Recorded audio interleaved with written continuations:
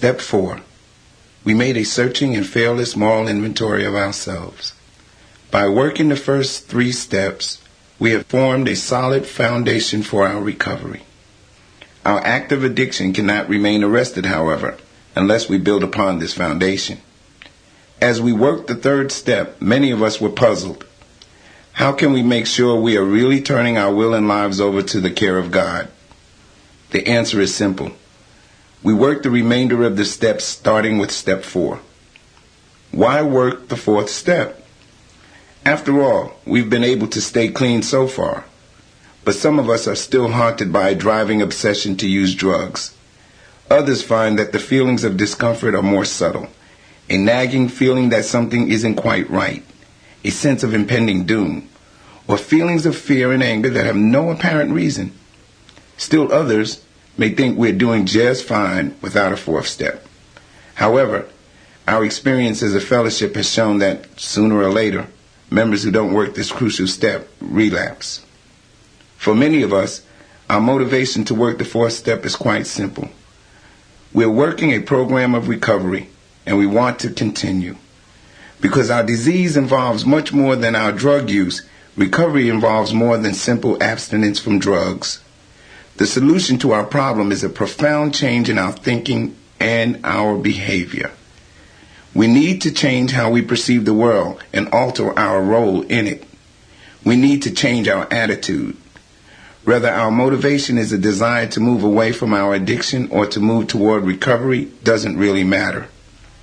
The 4th step is a turning point in our journey of recovery. It is a time for deep personal reflection. The confusion that we attempted to mask with self-deception and drugs is about to diminish. We are embarking on a search for insight into ourselves, our feelings, our fears, our resentments, and the patterns of behavior that make up our lives. We may be very frightened at the prospect of examining ourselves so thoroughly. We don't know ourselves very well, and we may not be sure we want to. Our fear of the unknown may seem overwhelming at this point, but if we recall our faith and trust in our higher power, our fear can be overcome. We believe that part of God's will for us is to work the steps. We trust that the final outcome of working the 4th step will be the continued healing of our spirits, and we go on. The principles of recovery that we have already begun to practice are vital to working the 4th step. The honest acceptance of our addiction brought with us from step 1 will help us to be honest about other aspects of our addiction. We've developed a level of trust and faith in a power greater than ourselves, and that glimmer of hope we've been feeling is growing with each day clean. We've paved the way to recovery with our willingness, and we find the courage necessary to work the 4th step through living these principles. Honesty is an essential part of this step. Our years of living a lie must end. If we sit down and become very quiet with ourselves, we will find it easier to get in touch with the truth. What we currently know to be true, we put on paper, holding nothing back.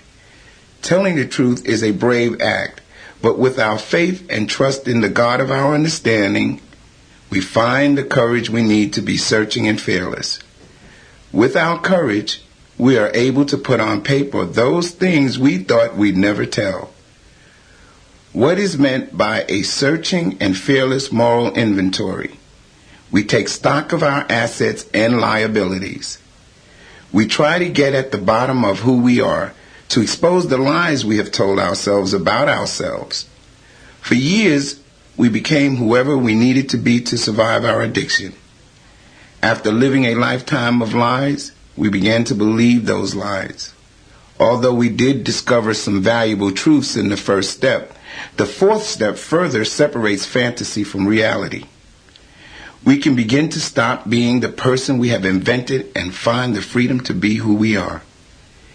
If the word moral bothers us, we have found that talking with our sponsor about our reservations can ease our discomfort. A moral inventory doesn't mean that we will condemn ourselves.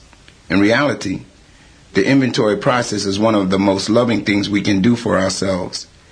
We simply look at our instincts, our desires, our motives, our tendencies, and the compulsive routines that kept us trapped in our addiction. No matter how many days or how many years we have been clean, we are still human and subject to defects and failings. An inventory allows us to look at our basic nature with its flaws and its strengths. We look not only at our imperfections, but also at our hopes, our dreams, our aspirations, and where they may have gone astray. Step 4 is a big step forward on the path of recovery. Some of us may want to write our inventory all at once. Others spend some time writing each day. Anytime we sit down to write, we ask our higher power for the courage and honesty we need to be thorough and to reveal what we are searching for. In most cases, we are relieved to find that once we begin, the words seem to flow naturally. We need not worry about what we are writing. Our higher power will reveal no more to us than we can handle. Most of us don't have much experience with the type of self-appraisal we are about to do, and we must have the guidance and support of our sponsor in order to understand what we're doing. Our sponsor may give us a format to follow, certain subjects or points to concentrate on, or just general guidance. Not only can our sponsor provide direction for the actual inventory, he or she can encourage us to be courageous, remind us to pray, and be emotionally supportive throughout this process. We often strengthen our relationship with our sponsor by relying on her or his experience at this time. Consistent action on our 4th step is important. We can't afford to delay work on our inventory. Once we begin writing, we need to continue our inventory until we are done. If we have a tendency to procrastinate, it is a good idea to set aside a certain amount of time each day to work on our inventory. Such a routine establishes our inventory as a high priority in our lives. If we put our 4th step away once we have begun, we run the risk of never returning to it. We are painstaking and detail-oriented in our inventory. We systematically examine all aspects of our lives. We begin to see and understand the truth about ourselves, our motives, and our patterns. It is important that we look at more than one dimension of our experience. What motivated us to act the way we did? What repercussions did our behavior have in our lives? How did our behavior affect those around us? How did we harm others? How did we feel about our actions and others' reactions? While these are only a few of the points we address in our inventories, we have found them and other issues like them to be essential areas to examine. In the 4th step, it is important to take a good hard look at how fear has worked in our lives.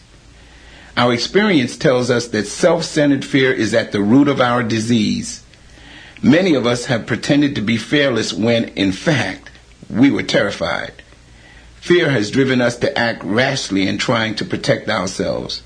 We have often been paralyzed into inaction because of our fears. We may have resorted to scheming and manipulating because we feared the future. We went to extremes to protect ourselves from what we saw as potential loss, disaster, and a constant lack of what we needed. In the past, we had no faith that a higher power would care for us. Therefore, we attempted to take control of our lives and everything around us. We used people. We manipulated. We lied. We plotted. We planned. We stole. We cheated. And then we lied some more to cover up our schemes. We experienced envy, jealousy, and deep gut-wrenching insecurities. We were alone. As we drove away the people who cared about us, we used more drugs, trying to cover up our feelings. The lonelier we felt, the more we tried to control everything and everybody. We suffered when things didn't go our way, but so strong was our desire for power and control that we couldn't see the futility of our efforts to manage events. In our new lives, we have faith in a loving God whose will for us is better than anything we could manipulate or control for ourselves. We need not fear what might happen. In our inventories, we assess the emotional effects of our addiction. Some of us became so skilled at shutting down our feelings with drugs or other distractions that by the time we came to our first meeting, we had lost touch with our own emotions. In recovery, we learn to identify what we are feeling. Naming our feelings is important, for once we do so, we can begin to deal with them. Rather than panicking over how we feel, we can specifically say how we're feeling. This gets us away from our limited way of identifying feelings as either good or bad, with not much in between. We make a list of our resentments, for they often play a large part in making our recovery uncomfortable. We cannot allow ourselves to be obsessed with hostility toward others. We look at the institutions that may have affected us: our families, schools, employers, organized religion, the law, or jails. We list the people, places, social values, institutions, and situations against which we bear anger. We examine not only the circumstances surrounding these resentments, but we look at the part we played in them. What in us was so threatened that we experienced such deep emotional torment? Often, we will see that the same areas of our lives were affected again and again. We look at our relationships as well, especially the manner in which we related to our families. We don't do this to place blame for our addiction on our families. We keep in mind that we are writing an inventory of ourselves, not of others. We write about how we felt about our families and the way we acted on our feelings. In most cases, we'll find that the patterns of behavior we established early in life are what we've carried with us up to the present. Some of our patterns and choices have served us well, while others have not. Through the inventory, we search for the patterns we want to continue and those we want to change. Writing about all of our relationships is very important, and we'll want to pay particular attention to our friendships. If we gloss over examining our platonic friendships in favor of focusing on romantic relationships, our inventories will be incomplete. Many of us come to NA never having had a long-term friendship because of conflicts within ourselves. Those conflicts were the real grounds for the arguments we started with our friends and our ensuing refusal to work through the disagreement and continue the friendship. Some of us felt that we would end up getting hurt in any close friendship, so before that happened, we arranged the end of the friendship ourselves. We may have feared intimacy to such a degree that we never revealed anything about ourselves to our friends. We may have induced guilt in our friends to ensure their loyalty or indulged in other forms of emotional blackmail. If our friends had others in their lives, we may have felt so jealous and insecure that we tried to remove the threat of their other friends. Our behavior ranged from taking our friends hostage to taking them for granted. We may find several instances where we sacrificed our friendships for romantic relationships. We will probably find identical conflicts and behaviors in our romantic relationships. We'll see the same difficulties with trust, refusal to be vulnerable, and perhaps a lifelong pattern of inability to make commitments. As we write, we'll most likely see fear of intimacy in each relationship or discover that we've never understood the difference between intimacy and sex. Whether we ran from close relationships because of fear or because we had been hurt over and over again, we search out the common threads that appear in all of our relationships. We may find that our sexual beliefs and behavior have caused problems in our relationships. We may have settled for sex when we really wanted love. We may have used sex to get something we wanted, or believed that by having sex we could extract a commitment from an unwilling partner. We ask ourselves if our sexual behavior has been based in selfishness or in love.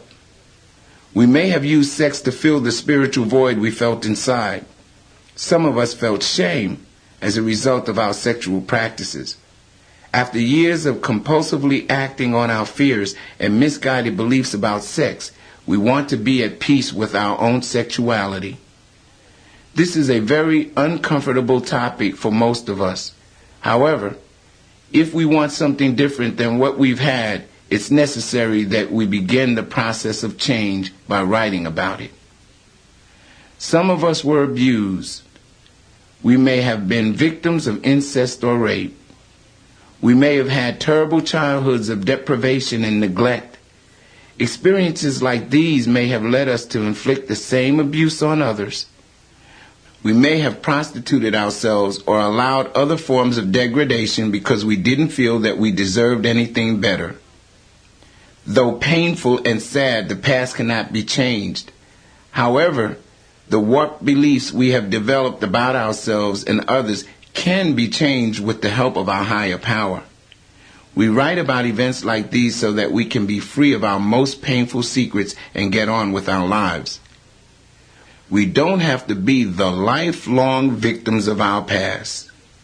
To experience serenity, we must begin to alter the self-defeating patterns that have prevailed in our lives.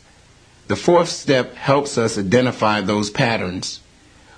We begin to see how we have maneuvered through life, perhaps not consciously planning our own misery, but making choices which resulted in our lives becoming unmanageable. Most of us have blamed various people for the prices we paid for our addiction. We didn't want to accept that our addiction had a negative impact that we alone were responsible for. Some of us committed crimes and then complained about the consequences. Some of us were irresponsible at work and then objected loudly when we were held accountable. We beat a hasty retreat whenever life caught up with us. Our inventories will help us identify our responsibility for our actions and find those circumstances where we tend to place blame elsewhere. Our booklet, Working Step 4 in Narcotics Anonymous, can provide more avenues to explore. The quality of our lives depends to a large degree on the results of our decisions. As we write our inventory, we look for the times when we made decisions that hurt us.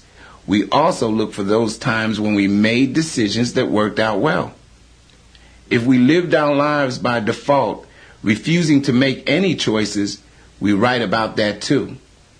Those times when we procrastinated until opportunities were missed and gone, the times we abandoned all responsibility, the times when we withdrew and refused to participate in life, all are inventory material. Most of us had hopes and dreams for ourselves at some point in our lives, but we abandoned those in the pursuit of our addiction. In our inventory, we try to recall our lost dreams and find out how our choices had ruined our chances of having those dreams come true. We ask ourselves when we stopped believing in ourselves and when we stopped believing in anything outside ourselves. Through this process, our lost dreams may reawaken. We dig deep to learn how we lived in conflict with our own morals and values. If we believed it was wrong to steal and we were stealing everything we could get our hands on anyway, what did we do to quiet our anguish? If we believed in monogamy but were unfaithful to our partners, what did we do so that we could live with our compromised principles? Certainly we used more drugs, but what else? We explore how we felt about ignoring our deepest beliefs. In the process, we discover our lost values so that we can begin to rebuild them. In our inventories, we will need to be aware of our assets. With most of us being unaccustomed to looking for our character strengths, we might have some trouble with this task. But if we examine our behavior with an open mind, we are sure to find situations where we persevered in the face of adversity, showed concern for others, or even where our spirit triumphed over our addiction. We begin to uncover the pure and loving spirit that lies at the core of our being as we look for our character assets. We begin to define our values. We learn what we can do, and more importantly, what we can't do if we want to lead productive and fulfilling lives. What we did in our act of addiction will not work for us in recovery. Step 4 allows us to chart a new course for our lives. The fourth step provides us with the initial insight we need to grow. Whether we are writing our first inventory or our 20th, we are starting a process that takes us from confusion to clarity, from resentment to forgiveness, from spiritual confinement to spiritual freedom. We can turn to this process again and again. When we are confused, when we are angry, when we have problems that don't seem to disappear, an inventory is a good way to take stock of just where we stand on the path to recovery. After we have written a number of inventories, we may discover that our fourth step merely scratched the surface. As different attitudes and behaviors become apparent to us in later recovery, we'll want to renew the process of change by working the fourth step again. The steps are tools we use over and over on our spiritual path. In the process of our recovery, God will reveal more to us as we have the maturity and the spiritual strength to understand it. Over time, the nature of the work we have to do is disclosed to us. As we continue in recovery, we begin to resolve some of the basic conflicts contributing to our addiction. As the pain of old wounds begins to fade, we begin to live more fully in the present. The fourth step allows us to identify the patterns, behaviors, and beliefs that show us the exact nature of our wrongs. We have written an inventory of ourselves which has revealed what we can change with God's help. To continue the process of change, we move on, making our admissions in Step 5. Step 5. We admitted to God, to ourselves, and to another human being the exact nature of our wrongs. Now that we have completed our written inventory, it is essential that we share it promptly. The sooner we work our fifth step, the stronger the foundation of our recovery will be. We've built this foundation on spiritual principles such as surrender, honesty, trust, faith, willingness, and courage. With each step forward in our recovery, we strengthen our commitment to these principles. We reaffirm our commitment to recovery by immediately working Step 5. Despite our desire to recover, we may find that we're feeling frightened at this point. This fear is only natural. After all, we're about to confront the exact nature of our wrongs, candidly admitting our secrets to God, to ourselves, and to another human being. If we allow our feelings of shame or our fears of change and rejection to stop our progress, our problems will only be compounded. If we stop moving forward in our recovery, if we cease making every possible effort to recover, we will have given in to the disease of addiction. We must overcome our fear and work the fifth step if we are to make any significant changes in the way we live. We gather our courage and go on. We may call our sponsor for reassurance. Usually, a reminder that we don't have to face our feelings alone makes all the difference in easing our fears. Working this step with the support of our sponsor and a loving God is a way of putting into practice our decision to allow God to care for our will and our lives. That decision, like most decisions we make, must be followed with action.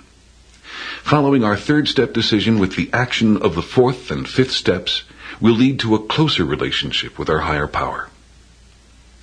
Our understanding of the spiritual principles we have practiced in the first 4 steps will be enhanced by working the fifth step. We experience honesty by making an admission, just as we did in Step 1, but we experience it on a deeper level. The admission we are about to make to ourselves in Step 5 is especially important.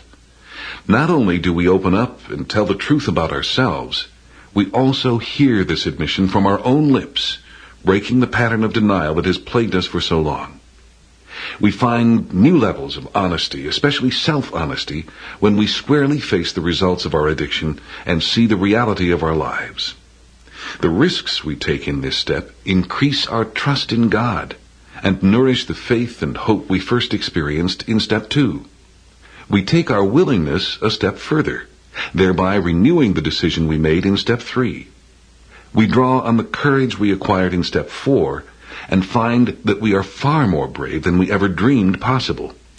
This bravery is demonstrated not by our lack of fear, but by the action we take in spite of our fear.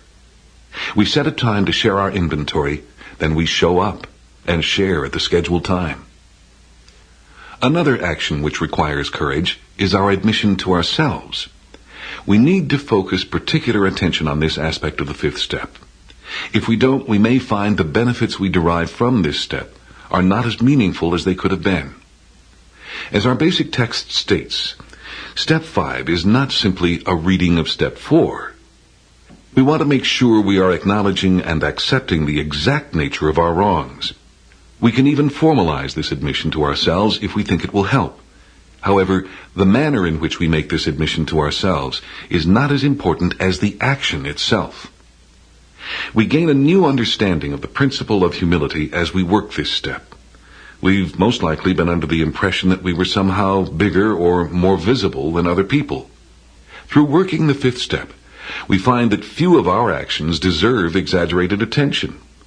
Through our self-disclosure, we feel connected with humanity, perhaps for the first time in our lives. As we share our most personal feelings and our most carefully guarded secrets, we may experience anguish. However, many of us have looked up and seen unconditional love in the eyes of the person hearing our 5th step. The feelings of acceptance and belonging we experienced at that moment helped us to feel a part of the program. The knowledge that we are about to face feelings we have long avoided may cause a rise in our anxiety level, but we go on, encouraged by our sponsor to trust the God of our understanding. The first thing we must realize is that the 5th step is not a quick fix for a painful situation. If we work this step expecting our feelings to go away, we are expecting the steps to numb us the way drugs did.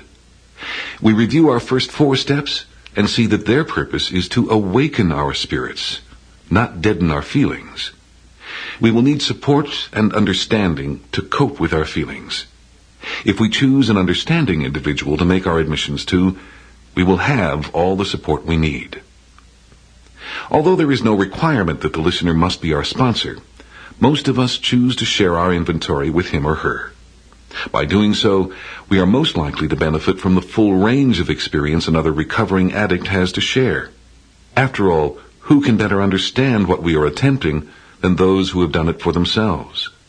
Addicts more experienced in recovery than we are will already have dealt with the matters we are just beginning to face. Such people can share with us their experience and the solutions they have found through working this step. The bond we share with our sponsor will strengthen our connection with the program and increase our sense of belonging. The person who listens to our 5th step should be someone who understands the process of recovery we are involved in, and someone who is willing to help us through it. We have found that an ideal listener will have enough compassion to honor our feelings, enough integrity to respect our confidences, and enough insight to help us keep the exact nature of our wrongs within our field of vision. Knowing that we are sharing our inventory, she or he will help us to avoid getting sidetracked by blaming others for the things we've written about in our 4th step. Although we know we are going to derive meaningful benefits from working this step, we may still need to take a moment to reaffirm our surrender and the decision we made in the 3rd step. We can ask a power greater than ourselves for the honesty, courage, and willingness to work this step. To invite God into this process, we may want to say a prayer. The prayer can be anything that reaffirms our commitment to recovery. Praying with the person hearing our 5th step can be a profoundly intimate experience. Not only do we pray to ask for strength and courage, many of us also ask our higher power to listen as we make our admission. Why is it so important that we also make our admission to God?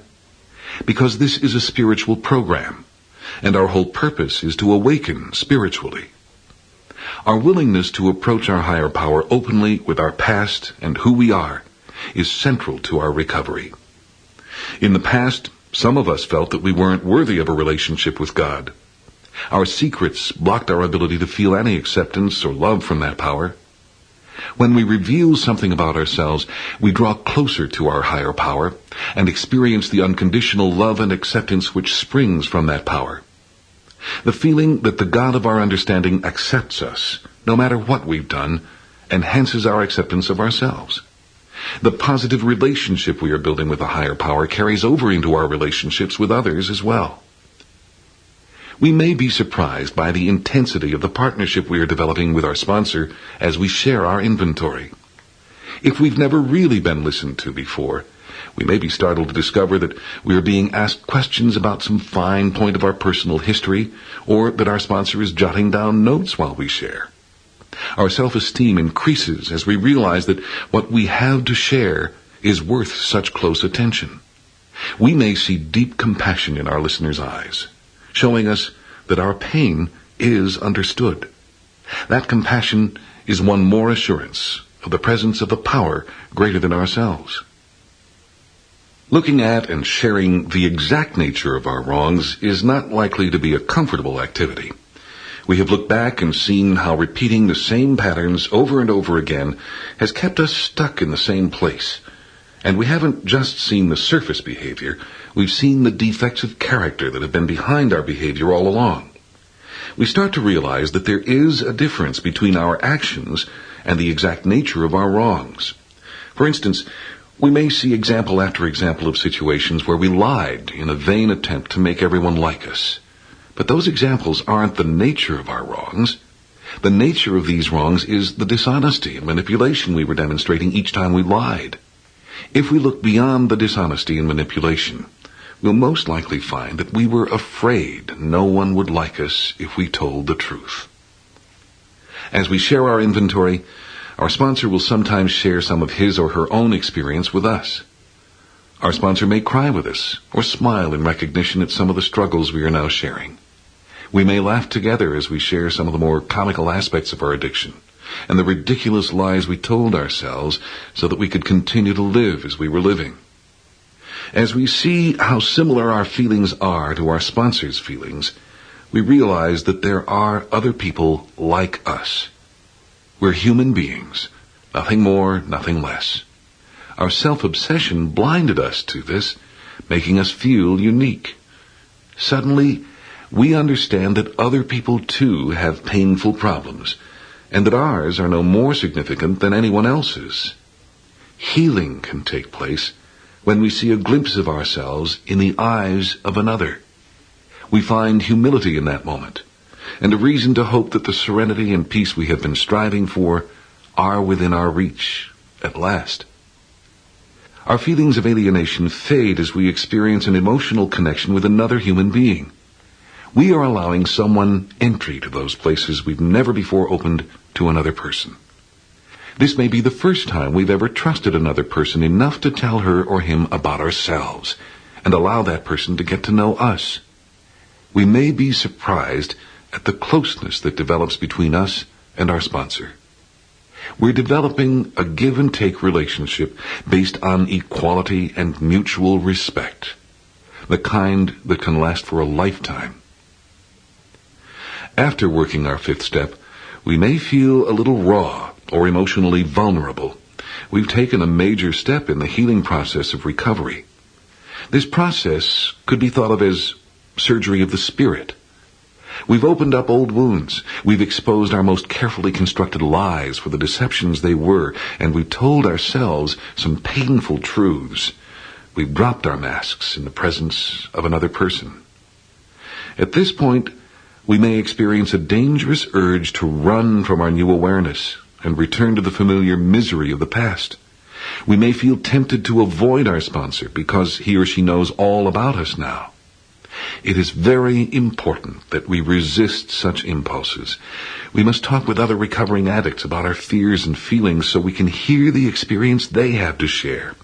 We'll find that what we're going through is not unique, and feel relieved when others tell us they went through the very same struggles after they worked their fifth step. Our awareness of our patterns of relating with others and the risk we have just taken in admitting them to another bring about a momentous breakthrough in our relationships.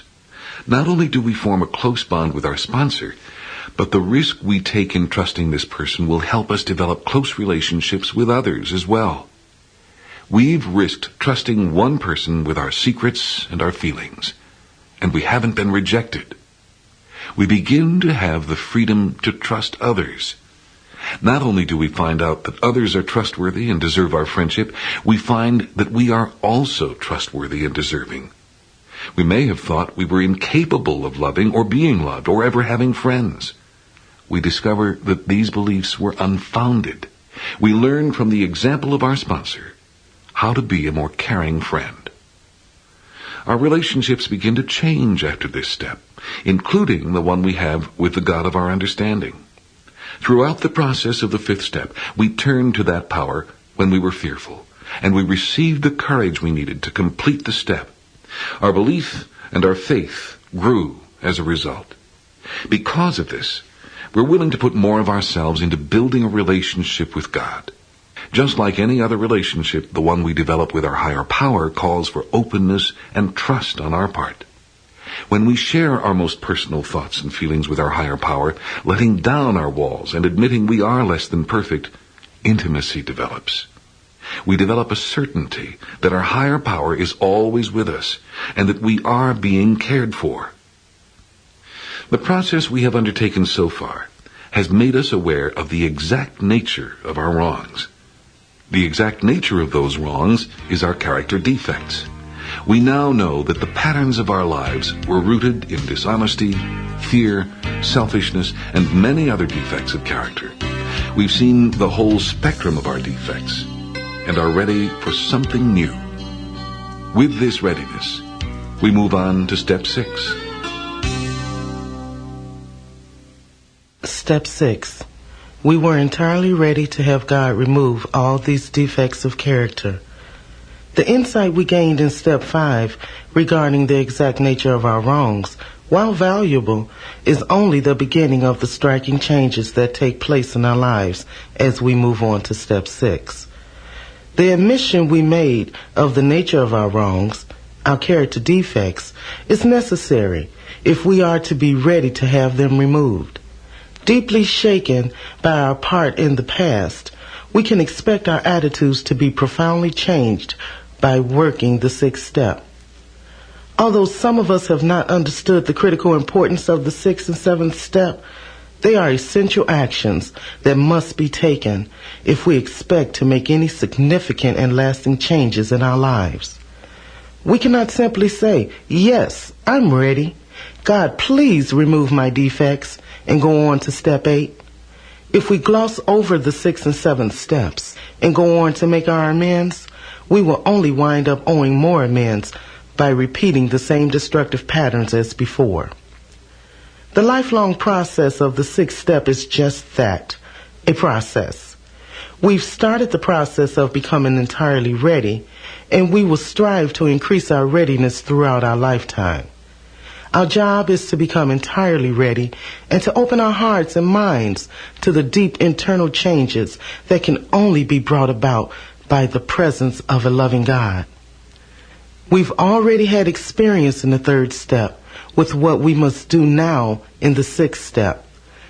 Just as we surrendered our will and lives to the care of a power greater than ourselves because we can no longer go on managing our own lives, we now prepare to surrender our defects of character to a loving God because we have exhausted our attempts to change on our own willpower. This process is difficult and often painful. Our growing awareness of our defects often causes us pain. We've all heard the expression, "Ignorance is bliss." But we are no longer ignorant of our character defects, and this awareness hurts. All of a sudden, we'll notice a wounded look in the eyes of a friend after we've acted on one of our less endearing traits. We'll hang our heads in shame, mumble an apology, and probably beat ourselves inwardly for being so callous one more time. We feel sick inside, knowing how our actions adversely affect the people in our lives.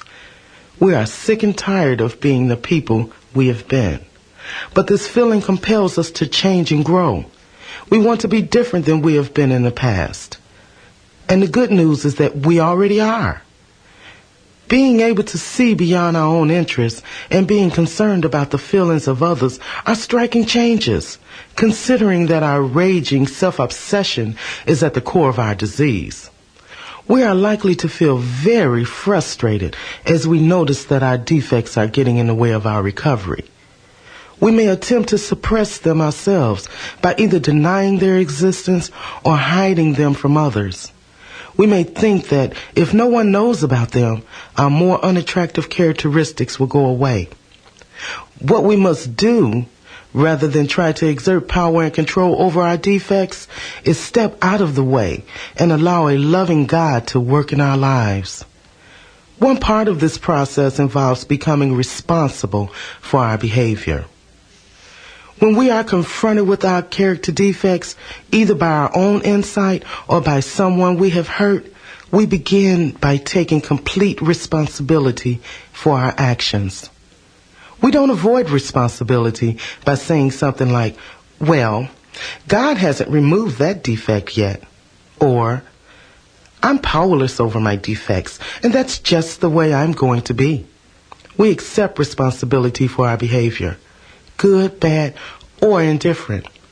We no longer have our drug use or our ignorance as an excuse to be irresponsible. When we honestly admit our wrongs, we find humility. The humility we experienced in step 5 grows as we again sense our humanness and realize that we are never going to be perfect. We accept ourselves a little bit more. We surrender, and our willingness to change increases dramatically. We have already experienced remarkable changes in our emotional and spiritual nature through our continuous effort to live by the principles contained in the previous steps. Despite our lack of familiarity with the realm of the spirit, we must remember that in steps 1 through 3, we were given the basic tools we need to negotiate the path of recovery. We carry within us the honesty it took to make our initial surrender, the faith and hope we developed in coming to believe in a power greater than ourselves, and the trust and willingness required from us when we made our decision to turn our will and lives over to the care of God. Our hearts were touched by the humility of believing in that power. On this spiritual foundation, we lay the principles of commitment and perseverance as we work the 6th step. We need the willingness to make a commitment to pursue our recovery, despite the continued presence of character defects in our lives. We mustn't give up, even when we think no change has taken place. We are often blind to our own internal changes, but we can rest assured that what's happening inside us is evident on the outside to others. Our job is to keep on walking, even though it may feel as though each step requires more strength than we can muster. No matter how difficult our progress, we must persevere. We can make use of the sheer grit and tenacity it took to maintain our active addiction by being steadfast and strong in our efforts to sustain our recovery. Having written our inventory and shared it with ourselves, the God of our understanding, and another human being, we've become aware of our defects of character. With the help of our sponsor, we write a list of those defects and focus on how they manifest themselves in our lives. Our character defects are basic human traits that have been distorted out of proportion by our self-centeredness, causing enormous pain to us and those around us. Take a defect such as self-righteousness, for example, and imagine it in its normal, uninflated state. Confident belief in one's own values. Strong, confident, and well-rounded people have formed values and principles to live by and believe deeply in their rightness. Such people live what they believe and share those beliefs with others in a non-critical way when asked. Confidence in our beliefs is essential. Without it, we would be wishy-washy, unsure of our decisions, and probably somewhat immature in our dealings with the world. Confident belief becomes ugly self-righteousness when we insist that others live by our values. Attempting to enforce our insistence by manipulating or exploiting others makes this defect even uglier. Or consider fear. The absence of fear in the face of a personal attack, catastrophic illness, or potential injury would signal insanity rather than serenity. We all have fears of being alone, of not having our physical needs met, of dying, and many others. But when our fears become obsessively self-centered, when we spend all of our time protecting ourselves from what might happen, we can no longer deal effectively with life in the here and now. As we work step 6, bridging the vast gulf that lies between fear and courage requires a great deal of willingness and trust on our part. Our fears of what we will be like without relying on the destructive behaviors of our past must be overcome. We will need to trust our higher power to remove our defects of character.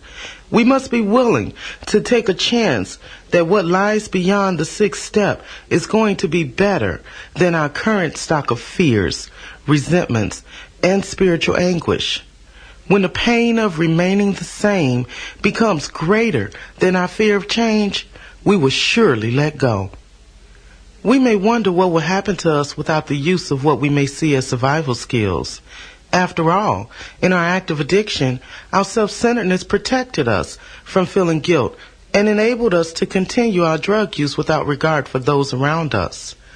Our denial protected us from seeing the wreckage of our lives. Our selfishness made it possible for us to do whatever it took to continue in our insanity. But we no longer need these skills. We have a set of principles to practice that are much more appropriate to our new way of life. As we write our list of defects and see how they have been at the root of our troubles, we need to be open-minded about how our lives would be without these defects. If one of our character defects is dishonesty, we can think about situations in our lives where we normally lie and imagine how it would feel to tell the truth for a change. If we put some effort into this exercise, we may feel a sense of relief at the possibility of a life free from having to cover small deceits with major fabrications and all the complications inherent in dishonesty. Or if we find defects based in laziness and procrastination, we can visualize leaving behind our marginal existence and moving on to a life of realized ambitions, new horizons, and unlimited possibilities. In addition to our hopes and dreams for the future, we might find in our sponsor or others whose recovery we admire more concrete examples of those assets for which we are striving. If we know members who are exhibiting the spiritual assets we want to attain, we can use them as an example for ourselves. What we hope to become is evidenced all around us in recovering addicts living by spiritual principles. Our sponsor and other members share the freedom they have found from their defects of character, and we have faith that what happened for them will also happen for us. Even so, we may still go through a period of mourning over the loss of our illusions and old ways. Sometimes giving up those outdated survival skills feels like giving up our best friend. We do, however, need to surrender our reservations, excuses, rationalizations, and self-deceptions and go forward into recovery with our eyes wide open. We are completely aware that there is no turning back because we can never forget the miracle that's begun to happen to us. Our bruised and battered spirits have started to heal in the course of working the steps. Part of the process of becoming entirely ready involves practicing constructive behavior. Because we now understand and recognize our destructive behaviors, we'll find the willingness to practice constructive behaviors instead. For instance, if we're hurt somehow, we don't have to curl up in a ball of self-pity, complaining about what a rotten deal we got. Instead, we can accept what is and work toward finding solutions. The more we do this, the more we form a habit of thinking constructively. It becomes natural to begin examining alternatives, setting goals, and following through in the face of adversity. We don't have to spend time sulking or pointlessly complaining about circumstances beyond our control. We may even surprise ourselves with our cheer and optimism at times. And it's no wonder, considering how foreign such attitudes have been to most of us. There may still be times when we feel that entirely too much is being asked of us. Many of us have exclaimed, You mean I even have to tell the truth about that? Or if only I could still lie, steal, or cheat, it would be so much easier to get what I want. We're torn between the unprincipled ways of our addiction and the character-building principles of recovery. While at first glance, it may seem easier to manipulate outcomes or avoid consequences, we know that we cannot afford the price we would have to pay. The resulting shame, regret, and loss of spiritual contentment would far outweigh anything we might possibly gain by compromising our principles. Through upholding the principles of recovery, we seek a life of harmony and peace. The energy we once put into the care and feeding of our character defects can now be put into nurturing our spiritual goals. The more attention we focus on our spiritual nature, the more it will unfold in our lives. We will not, however, achieve a state of spiritual perfection, regardless of how diligently we apply the sixth step to our lives. We will most likely see the defects we deal with today manifest themselves in a variety of ways throughout our lifetime.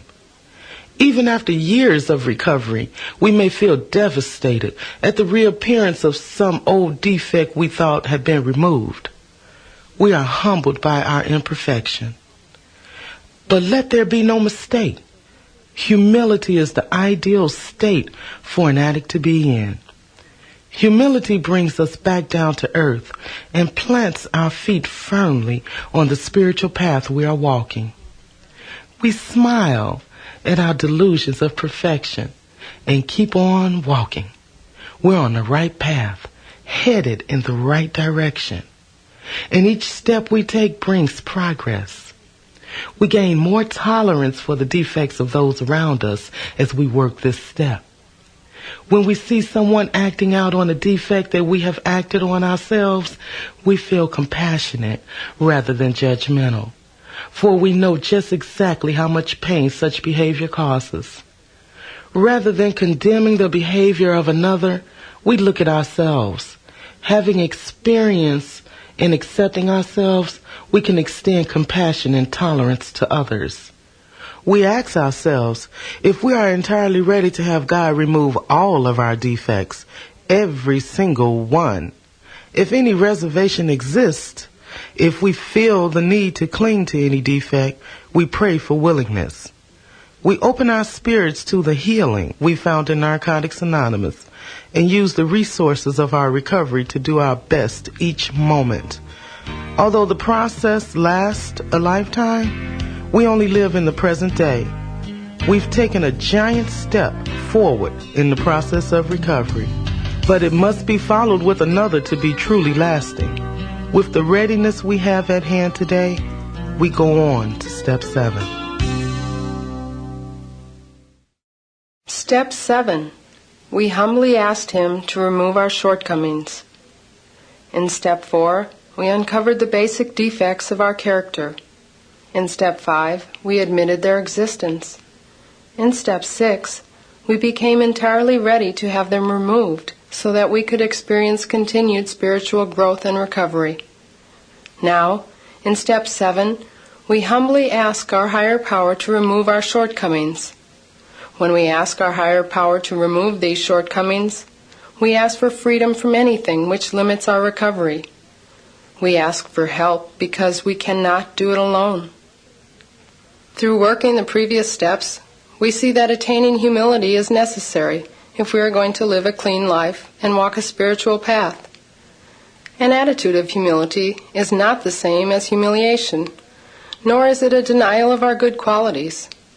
On the contrary, an attitude of humility means that we have a realistic view of ourselves and our place in the world.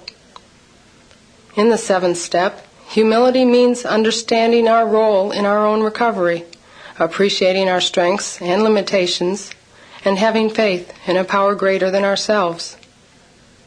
To work the seventh step, we must get out of the way so that God can do God's work.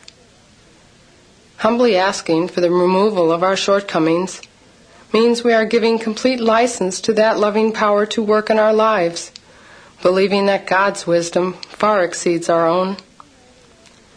Even though we now possess some measure of humility, many of us may be somewhat confused by the word humbly. We may have taken it for granted that God would remove our shortcomings immediately upon request. Those of us with this attitude may have been surprised when our higher power didn't comply with our request. On the other hand, some of us tried pleading with God to remove our shortcomings, guessing that would be a demonstration of humility. We tried so hard to get it right. We were tired of our shortcomings. We were worn out from trying to manage and control them, and we wanted some relief. Oddly enough, this is precisely the attitude we hope to demonstrate in Step 7, the attitude of humility. We admit defeat, recognize our limitations, and ask for help from the God of our understanding. Asking our higher power to remove our shortcomings requires a surrender of a more pronounced nature than our initial surrender. That surrender, born of sheer despair over our powerlessness and inability to manage our lives, moves into an entirely new realm in the 7th step. In this new level of surrender, we accept not only our addiction, but also the shortcomings related to our addiction. Accepting our addiction was the first move in the direction of accepting ourselves. We know something about ourselves because of our work in the previous steps, and our illusions of uniqueness have been overcome in the process. We know that we are neither more nor less important than anyone else. Understanding that we are not unique is a good indication of humility. Patience is an essential ingredient of working this step. We may have difficulty with the notion of patience because our addiction accustomed us to instant gratification. But we've already been practicing the principles that make it possible for us to be patient. We simply need to expand on our 3rd step decision, to trust the God of our understanding with our will and our lives. If we only trusted that power to a certain extent in Step 3, it's time to increase our trust. Because our view of what we can hope for may be limited, many of us can't even begin to imagine what our higher power has in store for us. If this is the case for us, we must rely on faith. As in the previous steps, we simply have to believe that God's will for us is good. Our faith gives us reason to hope for the best. In working this step, we move away from intellectualizing the recovery process. Our concern is not to determine exactly how or when our shortcomings will be removed. It's not our job to analyze this step. This step is a spiritual choice, a choice that goes beyond any emotional reaction or conscious act of will. To choose to bypass it would leave us with only a heightened awareness of our character defects and no hope for relief from those shortcomings. The resulting pain might well be unbearable. We've seen our character defects, our faulty belief systems, and our unhealthy patterns of behavior. We've seen that we need to change, but may not be aware that we've been changing since we first came to Narcotics Anonymous for help. We walked into our first meeting with a spiritual void. Some essential ray of spiritual light had been cut off. We had lost the ability to love, to laugh, and to feel. For so long, people had looked into our eyes and had trouble seeing the human being behind the blank gaze. From our very first meeting, we sensed the love and acceptance of other NA members. We began to come back to life. What we are experiencing is an awakening of the spirit, no less dramatic than it sounds.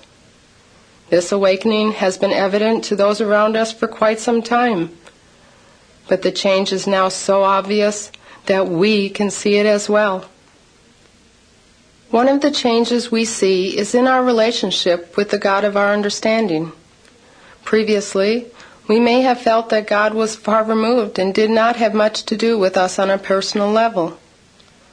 We may have had trouble grasping the fact that each one of us could have a God of our understanding always available to us. Prayer may have felt artificial for quite a while, but we may now sense that we are being listened to and loved when we pray. Developing a relationship with the God of our understanding goes a long way toward increasing our level of comfort when we ask to have our shortcomings removed. The work we've done in the previous steps has enriched that relationship. We've asked our higher power for honesty, open-mindedness, and willingness, and we have been provided with the ability to develop those attributes that are so vital to our recovery. Each time we come up short on any of the qualities we are trying to attain, or when we have difficulty practicing spiritual principles, we turn to the God of our understanding. In this step, we ask a loving God to remove our impatience, our intolerance, our dishonesty, or whatever shortcoming is currently in the way. We find that our higher power always provides us with what we need, and our faith grows as a result. When we ask our higher power to remove our shortcomings, we may see little bits of some of them removed. Other defects may simply be shoved out of the way for a time so that we can move forward on the path of recovery. We may even attain complete freedom from having to act on those defects. The point is that we have come to believe that only the God of our understanding has the power to remove our shortcomings. We can actually ask our higher power to remove our shortcomings in good faith, knowing that it will happen in God's time. This faith can transcend our own ideas of what we need or think we should have. Regardless of how secure we feel in our relationship with the God of our understanding, we need our sponsor to guide us through the seventh step. Our sponsor helps us with our understanding of humility and in finding a comfortable way of communicating with our higher power. We need to remember that we are praying to a power greater than ourselves. We ask humbly, knowing that we are powerless. Some of us will recite a formal prayer that demonstrates humility when we ask our higher power to help us. Some of us will pray in a more casual manner, just as humbly, but using our own words. Any communication with our higher power is prayer. However we choose to communicate with the God of our understanding, we feel a certain comfort come over us as we pray. We know that we are being cared for. With this knowledge comes freedom. Though not a cure by any means, working the seventh step gives us the freedom to choose. We know that if we live by the spiritual principles of recovery, we no longer need to wear ourselves out trying to arrange situations and outcomes. We trust the God of our understanding with our lives. We may still be fearful from time to time, but we no longer have to react to fear in destructive ways. We have the freedom to choose to act constructively, or, when appropriate, do nothing at all. Believing that we are being cared for is a result of developing a relationship with a power greater than ourselves. We are in the process of developing a conscious contact with a higher power. We will strive to improve that contact throughout our lives. We are conscious of the God of our understanding and feel that power's presence. The process of the seventh step brings about a peace of mind that we never dreamed possible. We sense that what is present throughout our search for spiritual growth is our ability to feel our higher power's love for us. We glimpse a vision of complete freedom from our shortcomings. It doesn't matter that we will not attain a state of perfection or complete humility in our lifetime. The ability to contemplate this grand vision and meditate upon it are rare and priceless gifts in their own right. We are being changed. We've not only heard about the miracle of recovery, we are becoming living, breathing examples of what the power of the NA program can do. The spiritual life has ceased to be a theory we hear about in meetings. It is now becoming a tangible reality. We can see a miracle simply by looking in the mirror. The God of our understanding has taken us from spiritually unconscious, hopeless addicts to spiritually aware, recovering addicts eager to live. Although we've reached this point, the damage caused by our shortcomings needs to be addressed. Desiring continued recovery and freedom, we go on to step 8 and begin to make amends for the damage we've caused.